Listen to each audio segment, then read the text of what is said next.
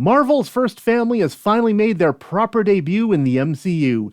It's the Fantastic Four First Steps, today on Mark's Movie Reviews.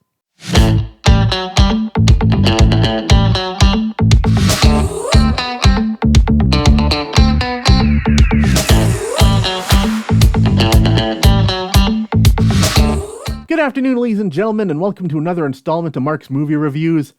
The Fantastic Four, Marvel's premier characters. When Stan Lee and Jack Kirby published that first issue, it was the beginning of the modern age of Marvel Comics. But efforts to bring them to the big screen have been problematic. A buddy of mine was an avid reader of Wizard magazine back in the day, and he once passed along that Wizard considered a Fantastic Four adaptation to be the superhero equivalent of the Scottish play. Any film adaptation was doomed to failure. Of course, at the time, the only film adaptation was the infamous unreleased 1994 film. The FF finally made their debut on the big screen back in 2005. I find the 2005 films to be good, but not great. They are truly products of their time, but they have an infectious sense of fun. And then there was the 2015 film, one of the few superhero films where I saw the trailers and I was like, pass. Caught it on Netflix and I don't remember a thing about it. But thanks to Disney's buyout of Fox, Marvel once again has the rights to their first family, and they have taken their rightful place in the MCU.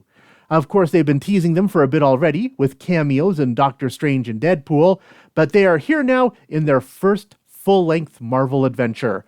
I don't want to ask the question, is it fantastic? Because literally every other reviewer is doing that.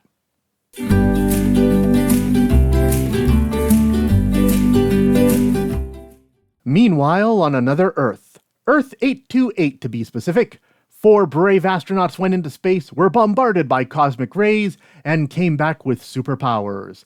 With their powers, the Fantastic Four went on to reshape the world, inspiring legions across the globe to be better people. They've pushed scientific boundaries, political boundaries, and are beloved celebrities.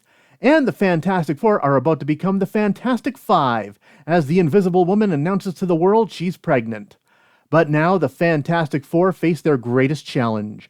A mysterious silver being appears to announce that Galactus, the devourer of worlds, has marked Earth as his next meal. The Fantastic Four head into space to try to negotiate with Galactus, but the price Galactus demands is too high. Now the Fantastic Four are frantically trying to find some other way to defeat Galactus.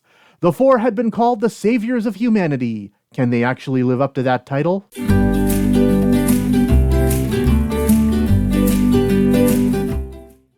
I love the look of this film. They call it retro-futuristic. It's what they thought the future would look like in the 1960s. So it's 60s and futuristic, and it's awesome. I love the music. Michael Giacchino knocks it out of the park with his score. I've been cranking up the Fantastic Four main theme ever since they released it a few weeks ago, but that Silver Surfer theme has been giving me goosebumps. And speaking of the Silver Surfer, I love the new twist they put on her in this film. There's just enough new twist to the Silver Surfer story to draw you in. The entire cast is great too. I mean, Marvel has never dropped the ball when it comes to their cast.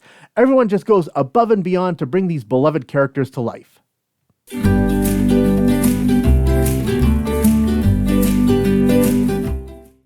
Look, I can understand why you'd want to do the Galactus story for the first Fantastic Four film.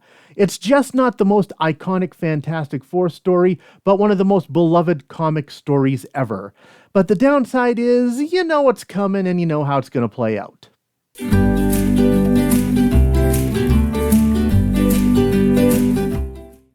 Ever since it was announced that Fantastic Four and Superman would be coming out so close together, people have been comparing them. And just like Superman, Fantastic Four doesn't waste a lot of time setting up this new corner of the Marvel Cinematic Universe. It's just bam, you're in there. It's fun like the 2005 films, but just managed to have so much more substance. 3 out of 4 nibs.